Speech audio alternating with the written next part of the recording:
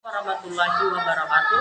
Saya Tris Hidayat, Ketua dari kelompok 5, akan menjelaskan pengaruh negatif globalisasi pada bidang ekonomi di Indonesia. Sumber Genius Production. Apa itu globalisasi ekonomi? Globalisasi ekonomi adalah proses kegiatan ekonomi dan perdagangan di mana negara-negara di seluruh dunia menjadi satu kekuatan pasar yang semakin terintegrasi tanpa rintangan batas teritorial negara. Saat ini tidak ada lagi negara dengan kebijakan ekonomi yang tertutup dari pengaruh negara lain, termasuk Indonesia. Emang apa sih dampak yang terjadi pada Indonesia dari globalisasi ekonomi? 1. Daya saing produk lokal bisa kalah. Soalnya banyak barang impor yang masuk ke Indonesia dan menguasai pasar Indonesia. Hal ini juga dapat mempersempit lahan produk lokal Indonesia, sehingga banyak yang tutup toko karena kalah saing dengan produk terkenal dari luar negeri. 2.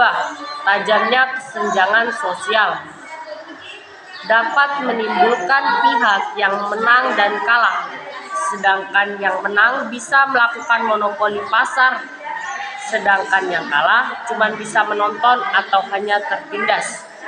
3.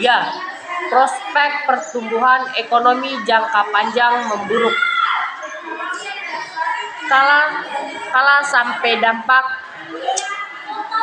sampai dampak negatif globalisasi terjadi, maka pertumbuhan ekonomi suatu negara tidak stabil dalam jangka pendek maupun jangka panjang. Pertumbuhan tidak stabil ini mengurangi lagi pertumbuhan ekonomi, pertumbuhan nasional, dan kesempatan kerja akan semakin sulit. Masalah pengangguran pun akan sulit ditangani. Akhirnya, bila globalisasi menimbulkan efek buruk pada prospek pertumbuhan ekonomi jangka panjang pada suatu negara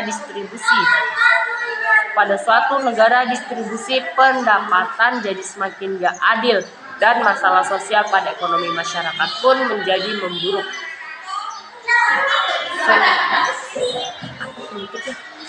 Semakin